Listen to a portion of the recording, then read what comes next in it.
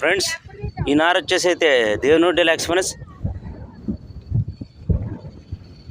ఇది ఇంకా వేయటానికి అయితే సిద్ధంగా ఉంది.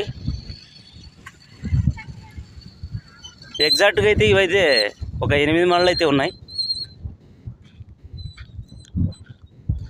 ఎంత పౌష్టికంగా పెరిగినాయి చూస్తున్నారు కదా.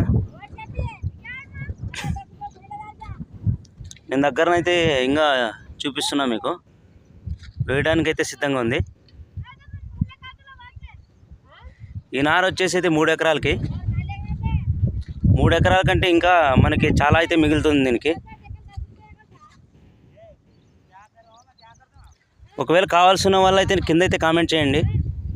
ఇది వేసిన తర్వాత అయితే మీకైతే నేను కామెంట్కి అయితే రిప్లై ఇస్తాను. సో చూస్తున్నారు కదా.